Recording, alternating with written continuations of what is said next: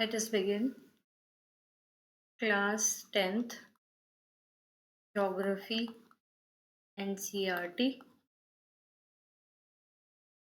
Water Resources. तो syllabus के according कर लेना, सिलेबस सीबीएसई की साइट पे चेक कर लेना आपके उसमें क्या आ रहा है, बट मैं पूरी ही एनसीईआरटी में ये दो लोग कर रहे हैं आपस में। एंड ये इससे पूछता है अबाउट द फ्लड्स इन ओडिशा, बताता है कि इतना ज़्यादा कुछ उसने डिस्ट्रॉय कर दिया है फ्लड ने ओडिशा में। ये पिंकी चिंटू को बोलती है कि हाँ भाई, मुझे बोलती है कि इतनी स्ट्रेंज बात है ना कि जो वाटर है वो लाइफ भी है और इवन वो लाइफ को ले भी सकता है। वाटर लाइफ कैसे है? अर्थ एक ऐसा प्लेनेट है जिस पे लाइफ एग्जिस्ट करती है, because is a blue planet. Why? Because it has water. Water पीने के लिए, खाना बनाने के लिए, धोने के लिए इज रिक्वायर्ड, राइट? फैक्ट्री में, इंडस्ट्रीज में पानी चाहिए होता है, हर जगह पानी ही चाहिए होता है। बट वाटर जो है वो एक हैवक भी क्रिएट कर सकता है, लाइफ और प्रॉपर्टी को डिस्ट्रॉय भी कर सकता है जब फ्लड आ जाती है या सुनामी आ जाती है। ठीक है। अब आप लोग जानते ही हैं कि अर्थ के सरफेस का 3/4 हिस्सा पानी से कवर्ड है, लेकिन इस 3/4 हिस्से में से बहुत ही कम प्रपोर्शन ऐसा है जो कि फ्रेश वाटर है जिसको हम यूज़ कर सकते हैं। फ्रेश वाटर हमें दो सोर्सेज से मिलता है, पहला तो हो गया ग्राउंड वाटर और दूसरा हो गया surface run of. Surface run of यानी कि इसे ग्लेशियर से मेल्ट होकर रिवर्स बन रही है, सरफेस पे रन कर रही है, तो surface run of. Ground water आपको पता ही है। और जो ये वाटर है जो कि हमें ग्राउंड वाटर से मिलता है, जो ये सरफेस रन ऑफ है, ये बार बार रिन्यू होता रहता है। ऐसा तो नहीं है ना ग्राउंड वाटर एक टाइम पे खत्म हो गया, नहीं, 10,000 साल बाद आएगा, नहीं, साथ साथ तो रिन्यू होता रहता है। बारिश आई तो ग्राउंड वाटर में पानी आ गया, सिमिलरली ग्लेशियर्स बनते रहते हैं, वो मेल्ट होते रहते हैं। जो पानी है वो रिन्यू होता रहता है, हाइड्रोलॉजिकल साइकिल उसको रिचार्ज करती रहती है। हाइड्रोलॉजिकल साइकिल यानी कि वाटर साइकिल, पढ़ते हैं ना हम ये चीज़, भाई इवापोरेशन हो रही है, क्लाउड्स बन रहे हैं, पानी आ रहा है, वापस में रिवर में पानी आ गया, दोबारा इवापोरेशन हुई, फिर क्लाउड बने, मतलब बारिश से हाइड्रोलॉजिकल साइकिल जो हम पढ़ते हैं, वाटर साइकिल, उससे जो पानी है वो बार बार रिन्यू होता है। ठीक है, तो वाटर कैसा रिसोर्स है? एक रिन्यूएबल रिसोर्स है। ठीक है। अब जब आपको पता है कि भाई 3/4 of the world is covered with water, और वाटर एक रिन्यूएबल रिसोर्स है, फिर भी कई देश में या कई रीजन्स में किसी देश के वाटर स्कैरसिटी होती है, पानी की कमी क्यों होती है? जब पानी तो हम रिन्यू कर सकते हैं, एक रिन्यूएबल रिसोर्स है, और अर्थ का 3/4 हिस्सा जो कि बहुत ज़्यादा है वो पानी से कवर्ड है, फिर भी वाटर स्कैरसिटी क्यों? ऐसा क्यों प्रेडिक्ट करा जा रहा है कि 2025 तक नियरली वर्ल्ड पे 2 बिलियन पीपल ऐसे होंगे जो कि पानी की स्कैरसिटी झेल रहे होंगे? है ना, ये क्वेश्चंस आते हैं माइंड में। तो कुछ पहले फैक्ट्स एंड फिगर्स देखते हैं, थोड़ा बहुत क्लियर होगा आपको ये लाइन, एंड उसके बाद हम नेक्स्ट पेज पे चलेंगे। देखो क्या बोला जा रहा है actually. 96.5% of the total volume of world's water is estimated to exist as oceans and only 2.5% as fresh water। समझ में आया? बेशक 3/4 हिस्सा अर्थ का पानी से कवर्ड है, जितना भी वर्ल्ड में पानी है उसका 96.5% तो ओशंस में है, और सिर्फ 2.5% जो है वो फ्रेश वाटर है। और हम इसी को यूज़ कर सकते हैं, 2.5% को, फ्रेश वाटर को ही तो यूज़ करेंगे। एक ट्विस्ट और है, इस फ्रेश वाटर में से भी, यानी कि जो 2.5% फ्रेश वाटर है, उसका 70% जो है वो आइस शीट और ग्लेशियर्स में मिल जाएगा आपको, अंटार्कटिका में और ग्रीनलैंड में, बाकी माउंटेनियस रीजन्स में। जो 30% है वो आपका ग्राउंड वाटर में स्टोर्ड है एज वर्ल्ड्स एक्वीफर्स।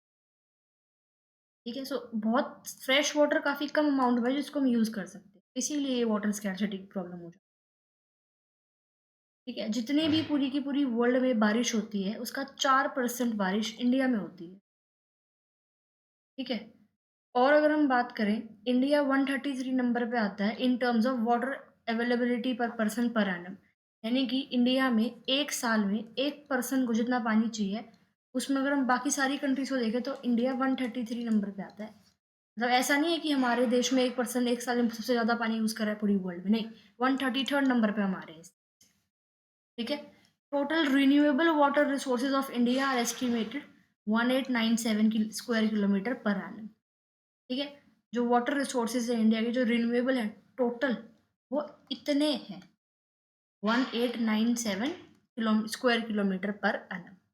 ठीक है, और 2025 तक इट इज प्रिडिक्टेड कि जो लार्ज पार्ट्स है इंडिया के, दे विल ज्वाइल कंट्रीज और region have absolute water scarcity. Obviously जब वाटर रिसोर्स जो है उसको लोग रीयूज कर रहे हैं, उसको लोग ओवर यूज कर रहे हैं, वाटर को इतना ज़्यादा वेस्ट करा जा रहा है, तो ऑब्वियसली वाटर स्कैरसिटी हम भी जी रहे हैं। तो हमें क्या करना है भाई, जब वाटर स्कैरसिटी की इशू है, आपको पता है कि पानी वेस्ट हो रहा है, धीरे धीरे पानी की कमी होने लग जाएगी दुनिया में, तो हमें क्या करना चाहिए, वाटर के यूज़ को मैनेज करना चाहिए, जो वाटर है उसको हमें कंजर्व करना चाहिए, राइट, कंजर्व करना चाहिए। उससे पहले जो ये सारे फैक्ट्स बताए, ये कहाँ से पता लगते हैं हमें, the UN world water report 2003, इसके बारे में थोड़ा देख लेते हैं। The UN world water development report,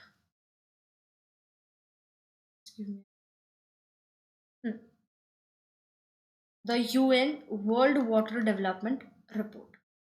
तो देखो 10th में तो नहीं आएगा इससे रिलेटेड कुछ भी क्वेश्चन, बट फिर भी मैं थोड़ा सा इजी लैंग्वेज में समझा देती हूँ। तो यूएन, यूनाइटेड नेशंस, राइट, ये बेसिकली अगर हम देखें world water development report United Nations release करता है, ठीक है, और एनुअली ये रिलीज होती है, यानी कि हर साल ये रिलीज करी जाती है, और ये बताती है वर्ल्ड में जो वाटर रिसोर्सेज है उसकी क्या स्टेट है, उसकी क्या स्थिति है। ठीक है, बेसिकली ये up to date knowledge provide करती है, प्रैक्टिकल सॉल्यूशंस प्रोवाइड करती है कि हम वाटर रिसोर्सेज को किस तरह से सेव करें, ग्लोबली किस तरह से उसको मैनेज करें। ठीक है, तो इस रिपोर्ट का पर्पस क्या है, अवेयरनेस फैलाना, ठीक है, पॉलिसी में गाइड करना कि किस तरह से आप मैनेज कर सकते हो रिसोर्सेज को, और सस्टेनेबिलिटी तो हर जगह है। तो एनुअल इसके थीम होते हैं बेसिकली, मतलब इस हर एक रिपोर्ट का हमें पता है ना, एक थीम होता है, हर एक फेस्टिवल का एक थीम होता है, सिमिलरली हर एक रिपोर्ट का थीम होता है। 10th के लिए नहीं है, ये स्किप कर सकते हो, एक्स्ट्रा बता रही हूँ, एग्जाम में नहीं आएगा। ठीक है, तो 2023 का थीम था partnerships and cooperation for water. ठीक है, इंपॉर्टेंट क्यों है, क्योंकि भाई वाटर स्कैरसिटी की दिक्कतें हैं, सबको क्लीन वाटर चाहिए, हेल्थ, एग्रीकल्चर आजकल बहुत ज़्यादा बढ़ गया है, क्लाइमेट चेंज के बारे में हम पढ़ रहे हैं। ठीक है, इसलिए थोड़ा बहुत इसको हम इम्पोर्टेंट समझ लेते हैं।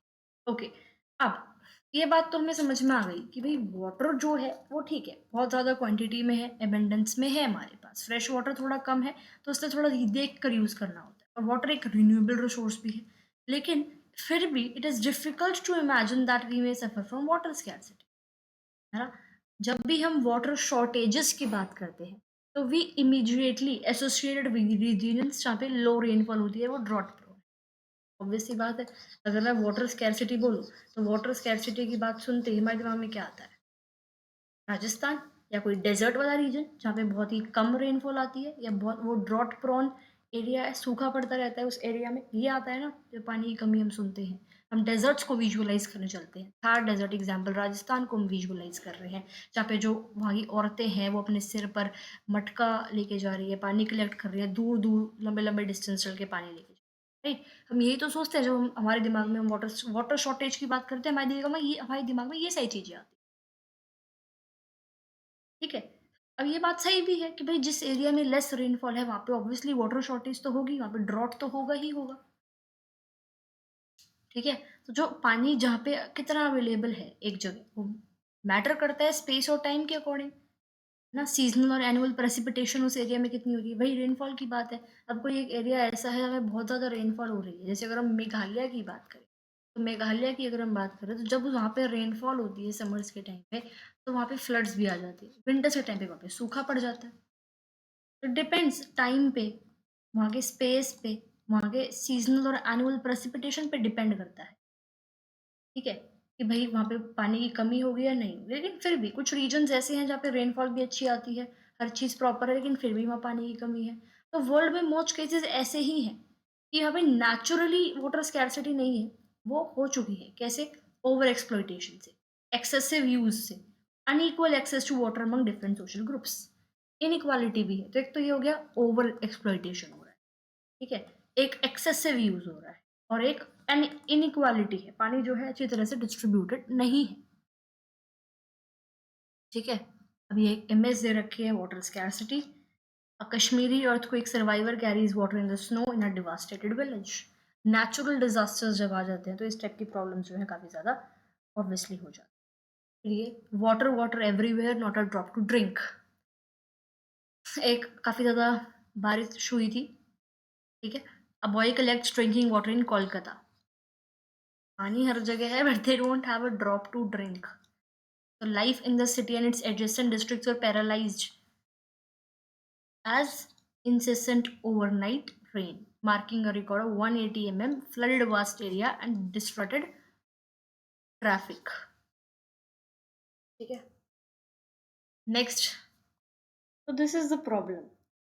ये वाली जो कोट है इसको हम आंसर्स में यूज कर सकते हैं। Water water everywhere and not a water to drink, यानी कि फ्लड्स वाली जब कंडीशन है you will obviously not get clean water to drink, right. अब देखो NCERT is not about just reading the facts कि हाँ समझ में आ गया इसका मतलब क्या है। समटाइम्स ऐसा कुछ होता है हमें डिस्टरप्टेड आएगा, ठीक है। डिस्टरप्टेड यानी कि डिस्टर्ब ट्रैफिक, ठीक है। कुछ मतलब एनसीईआरटी से हम इवन अपनी वोकैबुलरी जो है उसे भी स्ट्रॉन्ग कर सकते हैं, ठीक है। चलो ये तो डिस्टरप्टेड का मतलब सबको पता ही होगा, डाउनपोर हो गया। हम ये वर्ड्स को यूज़ कर सकते हैं, इंस्टेड ऑफ हैवी रेन की जगह हम डाउनपोर यूज़ कर सकते हैं, राइट। सिमिलरली ये इंसिसेंट है, इसका मतलब क्या है, कॉन्टिन्यू विदाउट इंटरप्शन, ठीक है। डिस्ट्रिक्ट वॉज पैरालाइज यानी कुछ चीज़ थम सी गई हो, ठीक है। इसका मतलब विदाउट इंटरप्शन ओवरनाइट बारिश हो रही थी। उसके बाद ये एक इमेज दिखा रखी है, एक और इजराइल जैसी 25 सीमी औसत वार्षिक वर्षा वाले देश में जल का कोई अभाव नहीं है, तो दूसरी ओर हमारे देश में प्रतिवर्ष किसी भाग में सूखा अवश्य पड़ता है। तो ये काफ़ी ज़्यादा आयरनी इन्होंने बता रखी है कि इजराइल में जो है सिर्फ इतनी वर्षा होती है और वहाँ पे जो है वाटर स्कैर्सिटी नहीं है, लेकिन अगर हम हमारे देश की बात करें वहाँ पे इतनी ज़्यादा बारिश है फिर भी जो है ड्रॉट की कंडीशंस आ जाती है, ठीक है। जस्ट गिव मी। तो बहुत सिंपल सी बात इसके अंदर हमें बता रखी है कि इसके अंदर हम बेसिकली बात कर रहे हैं वाटर मिसमैनेजमेंट की इंडिया में, और उसको हम इसराइल के साथ यहाँ कंपेयर कर रहे हैं, ठीक है। क्या बोला जा रहा है कि इसराइल में बहुत कम रेनफॉल है लेकिन फिर भी वहाँ पे वाटर स्कैर्सिटी नहीं है क्योंकि अपने वाटर को काफ़ी ज़्यादा एफिशिएंट तरीके से मैनेज कर रहे हैं। इसराइल में एवरेज एनुअल रेनफॉल जो है वो सिर्फ 25 सेंटीमीटर है, फिर भी वो वाटर स्कैर्सिटी को फेस नहीं करते। इन कंट्रास्ट इंडिया की जो बात हो रही है उसमें बोला जा रहा है कि इंडिया की annual rainfall average annual rainfall 114 centimetre है, लेकिन स्टिल हमारे कंट्री में कुछ रीजन्स ऐसे हैं जो हर साल ड्रॉट को फेस करते हैं। तो ये होता क्यों है, क्योंकि इंडिया में वाटर मैनेजमेंट बहुत पुअर है, वाटर रिसोर्सेज को प्रॉपर मैनेज नहीं करा जा रहा है on the base of availability and on the basis of rainfall patterns. तो रेनी सीजन के टाइम पे हम लोग instead of storing rain water, हम लोग रेन वाटर को स्टोर नहीं करते रेनी सीजन के टाइम पे, सारा का सारा पानी जो है रिवर्स में बह जाता है और इवेंचुअली वापस सीज में बह जाता है। तो कंट्री वाटर शॉर्टेजेस होती हैं, बाकी के 9 महीने बारिश के सीजन के बाद 9 महीने हमारे यहाँ पर वाटर शॉर्टेज जो है वो होती है। तो सोल्यूशन क्या है, जो तो रीजन क्या है, रीजन पता होना चाहिए। रीजन को ठीक करेंगे तभी तो कुछ सोल्यूशन निकलेंगे उसके अकॉर्डिंगली, है ना। जब रीजन पता है तभी तो सोल्यूशन निकालेंगे उसके अकॉर्डिंग उसके। तो मेन रीजन ये है वाटर स्कैर्सिटी का हमारे यहाँ पे पुअर प्लानिंग है और मैनेजमेंट नहीं है वाटर रिसोर्सेज का अच्छे से। Poor waste poor water management है, जैसे कि दिक्कतें हैं इस वजह से ड्रॉट हो रहा है इसलिए। तो हम इसको कैसे सॉल्व कर सकते हैं, प्रॉपर मैनेजमेंट करके, प्रॉपर वाटर मैनेजमेंट करके। कैसे, रेन वाटर हार्वेस्टिंग है, स्टोरेज है कि हम पानी को स्टोर करें। दिस इज व्हाट इसके अंदर बात करें। तो you should read each and everything. Next है, according to Falkenmark, a Swedish expert, water stress occurs when water availability is between this per cubic per person per year. इसने क्या बोला है, सिंपल सी देखो ध्यान से लाइन पढ़नी होती है। Water stress occurs when water availability is between 1000 and 1600 cubic meter per person per year, ठीक है। क्या बात करी है इसमें, सिंपल बात ये बोली गई। देखो ये वन वर्ड में पूछा जा सकता है, ठीक है। देखो वाटर स्ट्रेस, पहली बात तो हम ये समझते हैं क्यूबिक मीटर, या तो सब कर लेंगे भाई, पेपर में आ गया सबने लिख दिया 1000 से 1600 cubic metre per person per year. Cubic metre है क्या? क्यूबिक मीटर एक मेजरमेंट है पानी की। जैसे अगर हम सोच के देखो, एक बड़ा सा बॉक्स है वाटर का, जो कि 1 मीटर वाइड है, 1 मीटर लॉन्ग है और 1 मीटर टॉल है। तो बॉक्स है, 3D शेप है, राइट? तो cubic metre, metre cube, right? ऐसे लिखते हैं ना, 1 मीटर क्यूब। तो व्हाट इज 1 मीटर क्यूब? एक बॉक्स जिसकी 1 मीटर वो लॉन्ग है, 1 मीटर टॉल है और 1 मीटर वाइड है। ठीक है, ठीक है। इसमें क्या बोला कि अगर एक कंट्री है, उसकी जो अ, एक इंसान की एक साल में जो मतलब, if a country has only 1000 to 1600 cubic meters of water per person in a year, it means there isn't enough water to comfortably meet everyone's need. तो इस सिचुएशन को हम वाटर स्ट्रेस कह रहे हैं। समझ में आया? कि भाई जो लोग हैं, जो इंडस्ट्रीज हैं, वो प्रेशर फील करते हैं कि भाई वाटर को केयरफुली हमें यूज करना है, बिकॉज इतना इनफ पानी नहीं है। एक वार्निंग साइन है कि वाटर स्कैरसिटी आगे जाके और बुरी हो जाएगी अगर आप मैनेज नहीं कर पाओ। वाटर स्ट्रेस का मतलब ये नहीं है ये लोग ज्यादा पानी यूज कर रहे हैं, वाटर पे स्ट्रेस है एज अ रिसोर्स। ठीक है, यहाँ पे वाटर स्ट्रेस का मतलब क्या है कि अगर एक इंसान के पास सिर्फ इतना ही पानी यूज करने को है एक साल में, तो वाटर स्ट्रेस है उस देश में, यानी कि धीरे धीरे पानी की जो है किल्लत वहां पर हो जाएगी। ठीक है, क्लियर? ओके। अब यहां से बिगिन करते हैं। When is then water scarcity likely to occur? ये जो वाटर स्कैरसिटी है वो कब होगी? देखो, हम हाइड्रोलॉजिकल साइकिल पढ़ चुके हैं कि बारिश होती है, जो प्रेसिपिटेशन होती है, इट डजेंट मीन प्रेसिपिटेशन मतलब सिर्फ रेन होता है। इसमें हम स्नो को, ड्यू को एंड हेल को भी इंक्लूड। जब भी प्रेसिपिटेशन होती है तो फ्रेश वाटर आता है, और right, as you have read in hydrological cycle that fresh water can be obtained directly from precipitation, surface runoff and groundwater। तो यहाँ से हमें फ्रेश वाटर मिल जाता है, right? So is it possible कि जो एक एरिया है, रीजन है, may have ample water resources but still water scarcity face कर रहे हैं? ऑब्वियसली है। क्वेश्चन पूछा जा रहा है कि वाटर स्कैरसिटी जो है वो होती कब है?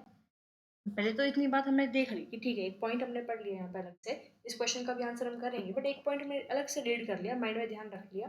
भाई हाइड्रोलॉजिकल साइकिल में हम पढ़ चुके हैं कि फ्रेश वाटर हमें डायरेक्टली प्रेसिपिटेशन से मिल जाएगा, सरफेस रन ऑफ से मिल जाएगा, ग्राउंड वाटर से मिल जाएगा।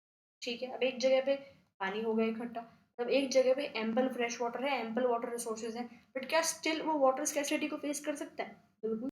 मैनी ऑफ इंडियन सिटीज ऐसी है।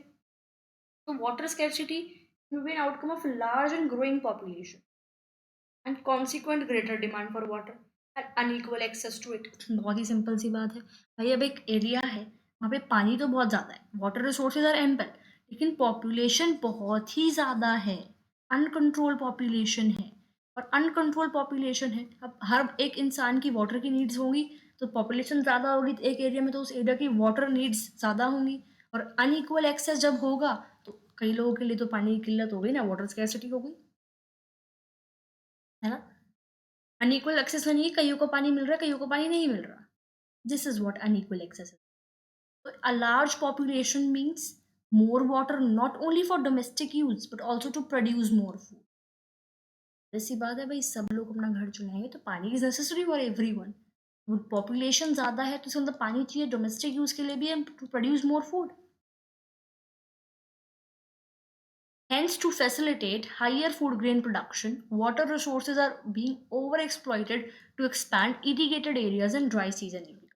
सिंपल सी बात है, पॉपुलेशन इंक्रीज हो रही है, चलो वो बात तो मान ली कि भाई पानी जो है उसकी नीड्स जो है, उसकी जो डिमांड है वो इंक्रीज हो रही है। अब पॉपुलेशन है, लोग ज़्यादा हैं, तो फूड भी तो ज़्यादा चाहिए, फूड रिसोर्स भी तो चाहिए, तो उसके लिए एग्रीकल्चर भी तो बढ़ाना पड़ेगा। तो एग्रीकल्चर के लिए हम क्या करते हैं, हमें फार्मर सोचेंगे भाई हायर फूड ग्रेन प्रोडक्शन करनी है, तो वाटर रिसोर्सेज को इरिगेशन में ओवर एक्सप्लॉइट करा जा रहा है, अच्छी तरह से मैनेज कर कर यूज नहीं करा जा रहा है। ठीक है, आपने कई बार देखा भी होगा टीवी में या ऐसे गाँव में जाते तब भी देखा होगा कि काफ़ी सारे जो फार्मर्स हैं, खुद के ट्यूबवेल्स और वेल्स हैं इनके फार्म्स में, इरिगेशन के लिए से अपना प्रोड्यूस बढ़ा सके, राइट? लेकिन इससे क्या होगा, ग्राउंड वाटर का लेवल कम हो जाएगा। ट्यूबवेल से या वेल से पानी कहाँ कहाँ आता है इनमें से? वेल में, ट्यूबवेल में पानी कहाँ से आता है? ऑब्वियसली ग्राउंड वाटर से आता है। और जब हर एक फार्म में अपना खुद का ट्यूबवेल है, खुद का वेल है, इतने सारे फार्म्स हैं पूरे देश में, तो ग्राउंड वाटर का लेवल तो कम हो जाएगा ना। तो यहाँ से जब फ्रेश वाटर हमें ग्राउंड वाटर से मिल रहा था, कम नहीं हो गया क्या वो? बिल्कुल हो गया। तो जब ग्राउंड वाटर में पानी कम हो गया, फ्रेश वाटर कम हो गया, इसका मतलब वाटर अवेलेबिलिटी कम हो जाएगी। वाटर अवेलेबिलिटी कम हो जाएगी और कहीं न कहीं एक टाइम ऐसा आएगा जहाँ पे इन वेल्स में, ट्यूबवेल से पानी ही नहीं निकलेगा आगे जाकर। तो फूड प्रोडक्शन, इरिगेशन कैसे होगी? नहीं हो पाएगी। तो कहीं न कहीं फिर फूड सिक्योरिटी भी हैम्पर होगी लोगों की, राइट? अब जब इंडिया इंडिपेंडेंट हुआ था, उसके बाद हमने इंडस्ट्रियलाइज़ेशन पे, अर्बनाइज़ेशन पे फ़ोकस किया था। अपने लिए काफ़ी ज़्यादा अपॉर्च्युनिटीज़ क्रिएट करी थी। 1991 में हम एलपीजी की पॉलिसी लेके आए थे, लिबरलाइज़ेशन, प्राइवेटाइज़ेशन एंड ग्लोबलाइज़ेशन, अपनी इकोनॉमी को ओपन कर लिया था। काफ़ी सारे इंडस्ट्रियल हाउसेस हमारे देश में लग गए थे। एमएनसीज़, मल्टीनेशनल कॉर्पोरेशंस लग गई थी। इंडस्ट्रीज़ का नंबर बढ़ रहा था। इसकी वजह से काफ़ी ज़्यादा प्रेशर हो गया था रिसोर्सेज़ पे। हर टाइप के रिसोर्सेज़ पे, सिर्फ़ पानी के रिसोर्स पे नहीं, हर टाइप के रिसोर्स पे। बिगिनिंग में जो वो कन्वर्सेशन हुई थी इनके बीच में, मैंने बताया था कि ये जो पानी है, वो फैक्ट्रीज़ में, इंडस्ट्रीज़ में भी यूज़ होता है। इंडस्ट्रीज़ बढ़ रही है तो ऑब्वियसली फ्रेश वाटर की नीड्स, डिमांड भी तो बढ़ेगी। तो इंडस्ट्रीज़ जो है, अभी बताया ना, ऐसा नहीं है कि सिर्फ रिसोर्स पे जो है प्रेशर एक्सर्ट हो रहा है। पानी तो वो यूज़ करती हैं बहुत ज़्यादा। उसको पावर भी तो चाहिए होती है, इलेक्ट्रिसिटी भी तो चाहिए है। और ये एनर्जी कहाँ से आती है मैक्सिमम? हाइड्रो इलेक्ट्रिक पावर से। इंडिया में hydro electric power contributes approximately 22% of total electricity produced. जो इंडस्ट्रीज़ हैं, उनको वैसे अंदर अपने इंडस्ट्री में काम करने के लिए पानी तो चाहिए चाहिए, साथ में उनको पावर भी चाहिए होती है, इलेक्ट्रिसिटी भी चाहिए होती है। और मैक्सिमम इंडस्ट्रीज़ में जो इलेक्ट्रिसिटी है, पावर है, कहाँ से आती है? हाइड्रो इलेक्ट्रिसिटी से। पता है ना, वाटरफॉल है या कोई बहुत तेज़ पानी का कोई सोर्स बह रहा है, टरबाइन लगा दिया, वो घूमता है, इलेक्ट्रिसिटी जनरेट होती है। इंडिया में जितनी भी इलेक्ट्रिसिटी जनरेट होती है टोटल, उसका 22% इलेक्ट्रिसिटी हाइड्रो पावर से जनरेट होता है। ठीक है? उसके अलावा अगर हम देखें तो अर्बन सेंटर्स में पॉपुलेशन काफ़ी ज़्यादा इंक्रीज़ हो रही है। अर्बन सेंटर्स बहुत ज़्यादा बन रहे हैं, लोग रूरल से अर्बन एरियाज़ में जा रहे हैं, तो अर्बन एरिया में पॉपुलेशन इंक्रीज़ हो रही है बिकॉज़ ऑफ माइग्रेशन और नेचुरल प्रोसेस भी। अर्बन लाइफ़स्टाइल है, लोगों के लाइफ स्टैंडर्ड्स चेंज हो रहे हैं, तो वाटर डिमांड इंक्रीज़ हो रही है, एनर्जी डिमांड्स जो है वो इंक्रीज़ हो रही है। इसकी वज़ह से जो वाटर स्कैर्सिटी की प्रॉब्लम है वो और भी डेवलप हो रही है देश में। अगर हम हाउसिंग सोसाइटीज़ को, एक कॉलोनीज़ को देखें शहरों में, तो वहाँ पे हम देखा होगा कि सबमर्सिबल लगे होते हैं, right? Ground water pumping devices अपनी खुद की वाटर नीड्स को मीट करने के लिए। तो इससे क्या होगा? ग्राउंड वाटर, भई एक टाइम ऐसा आएगा ना कि उसमें पानी ही नहीं होगा। राइट? तो इसकी वज़ह से क्या हो रहा है, जो हमारे वाटर रिसोर्सेज़ हैं, मान लिया वो रिन्यूएबल है, तो फ्रेजाइल है। उनको ओवर एक्सप्लॉइट करा जा रहा है, तो उनके डिप्लीशन हो रहा है, इसलिए वाटर स्कैर्सिटी की जो प्रॉब्लम है वो क्रिएट हो रही है, राइट? तो अभी तक हम देख रहे थे क्वांटिटेटिव एस्पेक्ट्स ऑफ वाटर की, पानी की जो क्वांटिटी है उसके बारे में हम बात कर रहे थे कि डिमांड बढ़ गई तो हमें ज़्यादा क्वांटिटी में पानी चाहिए, है ना? अब हम एक अदर सिचुएशन कंसीडर करते हैं कि चलो पानी जो है वो लोगों के पास है, water is sufficiently available to the people अपनी to meet their needs.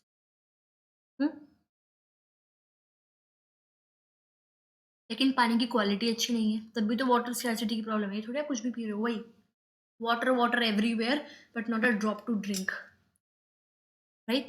So due to this, both quantity and quality of water को हमें इम्प्रूव करना चाहिए। Rain water harvesting, trees plant करके, जिससे ग्राउंड वाटर बैलेंस्ड रहे and everything, right? So there has been a growing concern that even if there is ample water to meet the needs of people, much of it may be polluted. Obviously, पानी बेशक ज़्यादा हो, लोगों की needs fulfil उससे हो, लेकिन वो polluted पानी हो सकता है।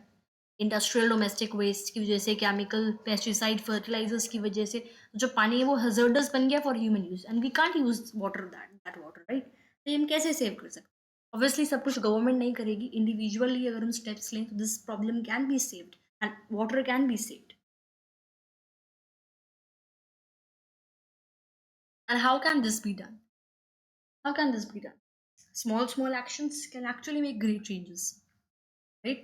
तो गाड़ी को हम धोते हैं तो पाइप से ना धोएं, बकेट यूज़ करें, मग यूज़ करें, सिमिलरली शावर ना यूज़ करें, राइट? सिमिलरली ब्रश करते हुए टैप ओपन ना छोड़ें। This is little steps that we can do. फालतू में पानी ना बर्बाद करें। So India's rivers, especially the smaller ones, have all turned into toxic streams. And even the big ones like Ganga and Yamuna have far from being pure. Yamuna का हाल आपने देख ही लिया। The assault of India's rivers from population growth. अब ये क्यों हुआ है? एक टाइम पे हम इतनी प्योर रिवर थी, इतना क्लीन इनका वाटर मिलता था, अब नहीं है। वाई? पॉपुलेशन ग्रोथ की वजह से, एग्रीकल्चर मॉडर्नाइजेशन की वजह से, अर्बनाइजेशन की वजह से, इंडस्ट्रियलाइजेशन की वजह से और लोगों के बेवकूफ दिमाग की वजह से हमारी इतना पोल्यूट हो गया है एंड एंटायर लाइफ जो है that is threatened. Water scarcity की प्रॉब्लम तो आएगी ही आएगी। अब जो ये मैंने बताया है ये सारा चलो तो नॉर्मल डेटा है, बट फिर भी इसको कन्फर्म कौन करता है कि गंगा यमुना स्मॉल रिवर्स का इस तरह का हाल है, इस वजह से है? सोर्स क्या है? इस कंटेंट का सोर्स क्या है? Citizens fifth report CSC। Okay, so this is the source. नहीं आएगा एग्जाम में, सिंपल सी बात है, नहीं आएगा ये भाई कि हाँ ऑब्वियसली नहीं आएगा। ठीक है, तो सिटीजन फिफ्थ रिपोर्ट, ये CSC क्या है? Centre for science and environment. Basically इसके बारे में बता देती हूँ क्या है, नहीं आएगा एग्जाम में, पहले बता रही हूँ, सिंपल सुनना हो सुनो, स्किप कर देना वरना एक्स्ट्रा इन्फॉर्मेशन बता रही हूँ। तो ये बेसिकली एक कॉम्प्रिहेंसिव डॉक्यूमेंट है जो इंडिया के इन्वायरमेंट पे फोकस करती है, pollution, natural resources, wildlife, urbanization के बारे में बात करती है। ठीक है, पीरियोडिकली ये रिपोर्ट रिलीज होती है। इंडिया की जो इन्वायरमेंट की बेसिकली स्टेट है वो ये बताती है। ठीक है, कैसा इन्वायरमेंट है, क्या प्रॉब्लम है, क्या प्रोग्रेस है, क्या सोल्यूशंस हैं, पॉलिसी मेकर्स को क्या करना चाहिए, वाटर एयर पोल्यूशन को कैसे हम सॉर्ट आउट करें, क्लाइमेट चेंज के बारे में बात होती है, एयर क्वालिटी को जरा चेंज करने में बात होती है। सिटीजन रिपोर्ट क्यों बोलते हैं? क्योंकि इसके अंदर कहीं ना कहीं ऑर्डिनरी पीपल को इन्वॉल्व करा जाता है कि आप लोग समझो एंड आप लोग इम्प्रूव करो प्रोसेस को, इन्वायरमेंट को। सिटीजन को एजुकेट करती है ये report about environmental problems and how they can contribute to the environment. वही बताया ना अभी मैंने। ठीक है, या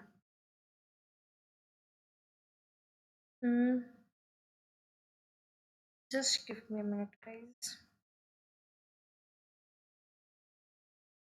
okay, you may have already realized that the need of the hour is to conserve and manage our water resources। समझ में आई क्या होगा अभी तक कि हम वाटर रिसोर्सेज को कंजर्व करें, मैनेज करें, safeguard our souls from health hazards, food security ensure होगी इससे, है ना, continuation of livelihood on the earth, productive activities करें, अपने इकोसिस्टम को, नेचुरल इकोसिस्टम को, बायोडाइवर्सिटी को, हेरिटेज को प्रोटेक्ट करें।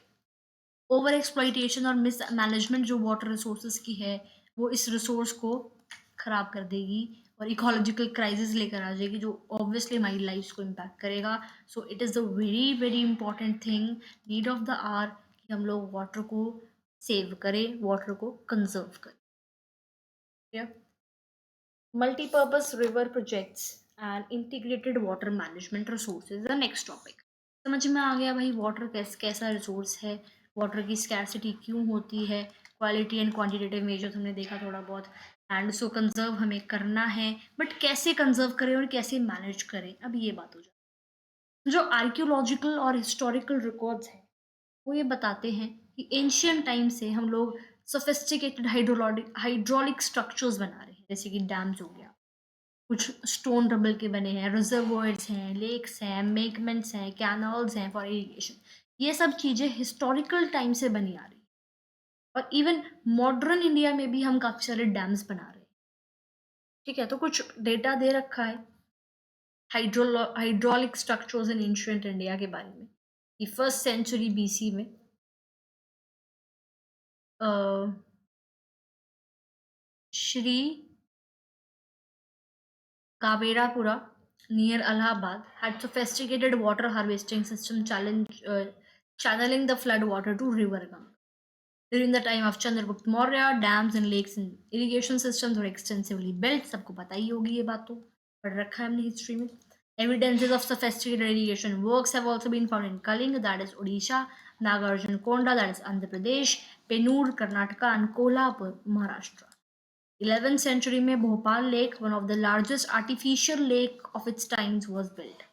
In the 14th century, the tank in Hoskas, Delhi, was supported by Iltutmish for supplying water to Siri Fort area. ये exam में तो नहीं आता है और आई गेस ये चैप्टर है ही नहीं शायद बोर्ड्स में, आई एम नॉट श्योर, मेरे टाइम पे तो नहीं था। ठीक है, तो ये कुछ बता रखा है हाइड्रोलिक स्ट्रक्चर्स जो एंशियंट इंडिया में थे।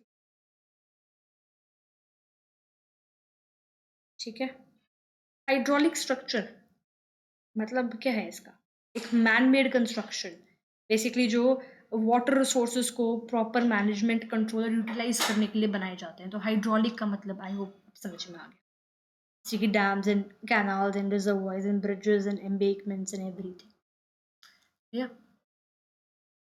सो हीराकुंड डैम, ओके, कहाँ पर है जरा बता दीजिए।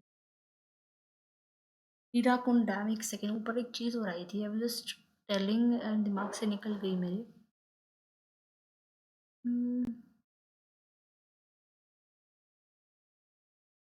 Just a minute.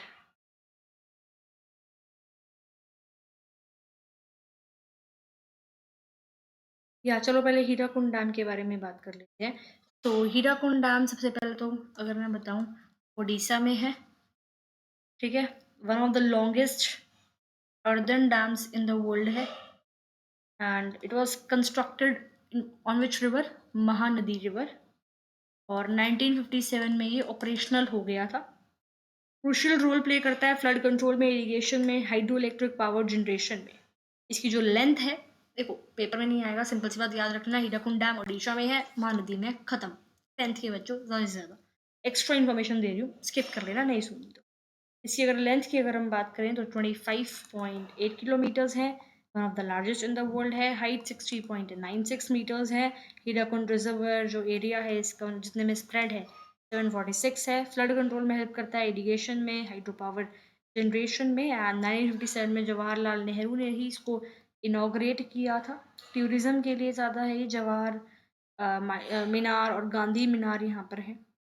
एक आपकी दिब्रीगढ़ वाइल्ड लाइफ सेंचुरी बेसिकली है नियर बाय। ठीक है, तो ये थोड़ी सी है, जैसे हम नेशनल पार्क्स पढ़ते हैं, वाइल्ड लाइफ सेंचुरीज पढ़ते हैं, तो उसके आसपास की नदी पता होनी चाहिए। तो महानदी के आसपास दिब्रीगढ़ उड़ीसा में आपकी है वाइल्ड लाइफ सेंचुरी। ठीक है, हाँ, आर्टिफिशियल लेक हमने यहाँ पे देखा था। आर्टिफिशियल लेक से मुझे एक कॉन्सेप्ट याद आ गया। तो सबसे बड़ा आर्टिफिशियल लेक कौन सा है वर्ल्ड में? लेक वोल्टा, अगेन 10th के लिए नहीं है। लेक वोल्टा कहाँ पे है? घाना में है। ये घाना एक अफ्रीकन कंट्री है। ठीक है, एंड ये जो है सबसे बड़ा आर्टिफिशियल लेक है। और अगर हम इंडिया की बात करें तो इंडिया में गोविंद वल्लभ पंत सागर, जिसको हम रिहांद डैम रिजर्वर भी बोलते हैं, वो लार्जेस्ट आर्टिफिशियल लेक है। उत्तर प्रदेश और मध्य प्रदेश में है। ये थोड़ा सा मेरे को ध्यान आ गया था तो मैंने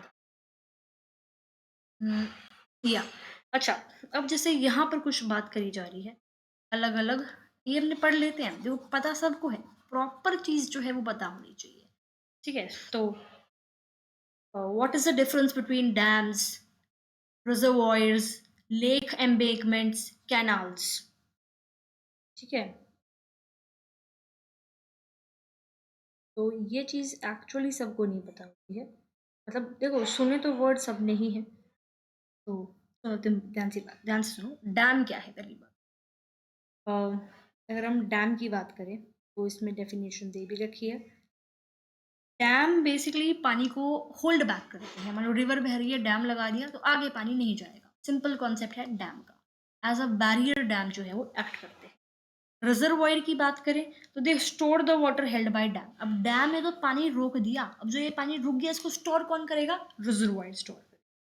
ठीक है, एम्बेकमेंट्स जो है वो बेसिकली फ्लडिंग को प्रिवेंट करते हैं, यहीं पे होते हैं डैम्स के पास में। कैनाल्स जो है वो पानी को कैरी करते हैं एक जगह से दूसरी जगह। ठीक है, तो आई होप क्लियर है। This is the actually the difference.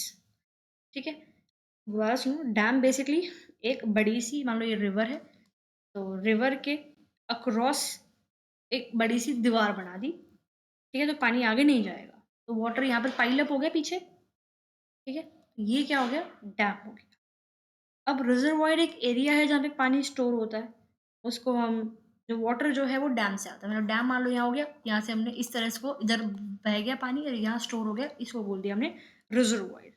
Lake तो आपको पता ही है, नेचुरल या मैन मेड वाटर बॉडी जहाँ पे वाटर कलेक्ट होता है, ठीक है। और एम्बैंकमेंट बेसिकली स्टोन्स की या मिट्टी की दीवार बना रहे होते हैं रिवर के एज पे, जैसे कि फ्लड ना हो, right, that is embankment. Canal एक मैनमेड चैनल बन गया जिससे पानी एक जगह से दूसरी जगह हम कैरी कर सकते, as simple as that. Okay, so what are dams and how do they help us in consuming and managing water? Dams basically they were traditionally built impound rivers and rainwater that could be used later to irrigate. तो river के water को या reverse को, rain water को या river को रोकने के लिए डैम को ट्रेडिशनली बिल्ड करा जाता था, जिसको उसके पानी को हम बाद में इरिगेशन के लिए यूज करते थे। आज डैम्स जो हैं वो सिर्फ इरिगेशन के लिए यूज नहीं होता कि भाई पानी हमने रोक दिया तो इरिगेशन के लिए पानी यूज कर देंगे, बट उस पानी से हम इलेक्ट्रिसिटी भी जनरेट करते हैं, ठीक है। वाटर सप्लाई फॉर डोमेस्टिक, और डैम्स पे फिर हम कैनाल्स बना लेते हैं, मतलब इरिगेशन के अलावा हम और किस तरह से यूज कर रहे हैं इस रुके हुए पानी का इलेक्ट्रिसिटी जनरेट करने के लिए, वाटर सप्लाई के लिए।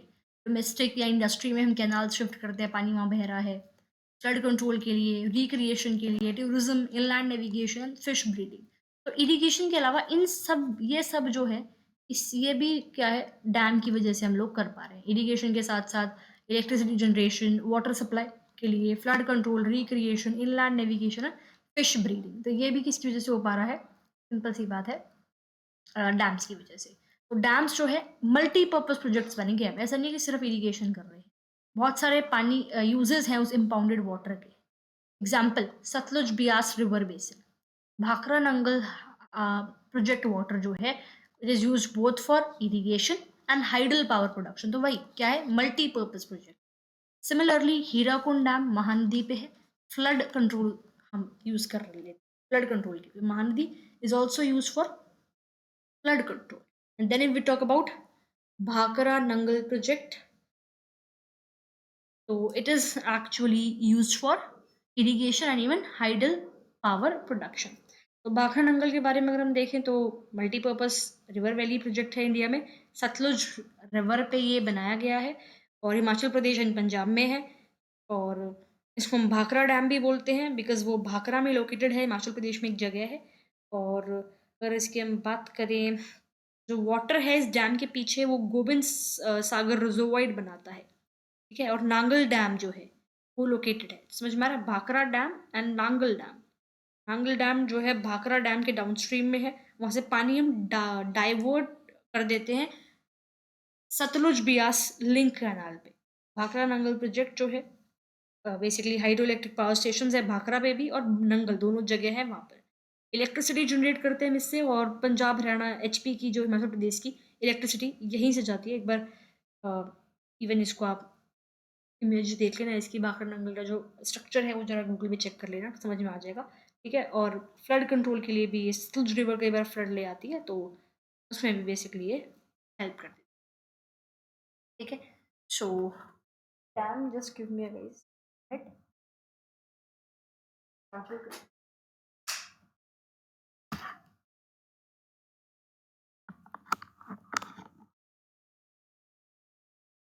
connected I guess, now it's yeah, so dam एक बैरियर है अक्रॉस फ्लोइंग वाटर, बताया था कि पानी बह रहा है, बैरियर बना दिया, बहते हुए पानी पे ऑब्स्ट्रक्ट है तो पानी रुक जाता है, या उसको हम डाइवर्ट कर देते हैं या पानी के फ्लो को स्लो कर देते हैं।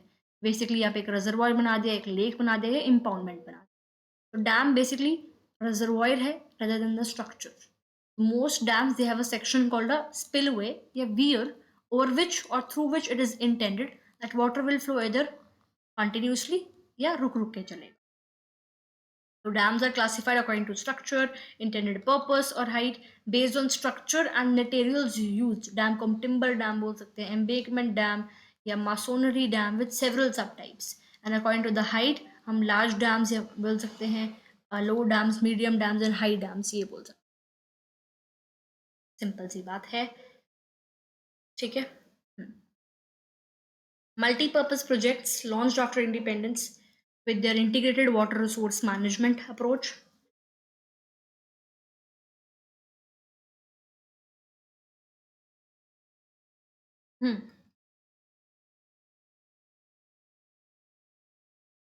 इंडिपेंडेंस के बाद काफ़ी सारे मल्टीपर्पज़ प्रोजेक्ट्स हम लॉन्च कर रहे थे, और कोई भी प्रोजेक्ट लॉन्च कर रहे थे उसका एक एम था कि भाई वाटर को मैनेज करना है।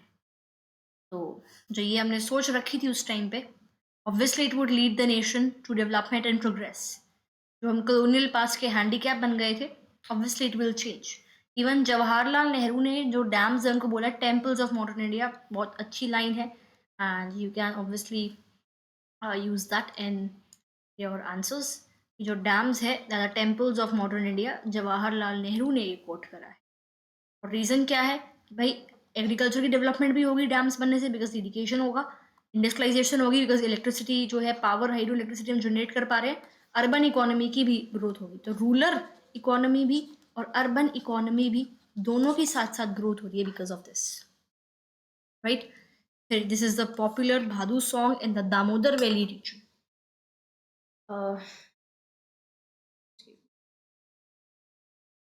इसके बारे में डिटेल में बता देती हूँ मैं। तो दामोदर वैली रीजन बेसिकली कहाँ पर है? Eastern part of India, Jharkhand और वेस्ट बंगाल रीजन में।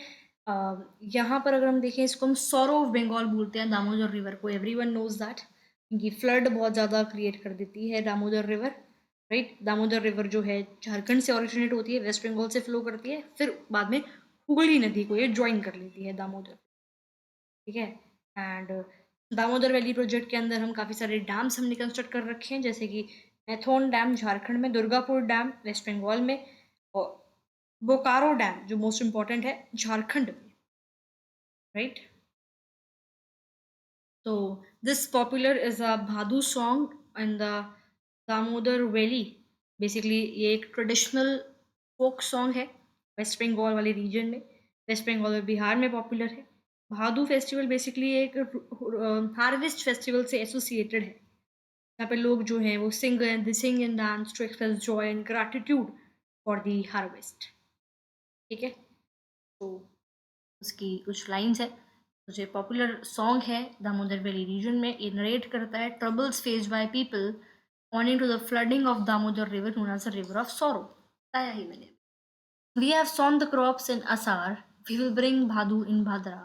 Floods have swollen the Damodar, sailing boats cannot sail. Oh, Damodar, we fall at your feet. Reduce the floods a little.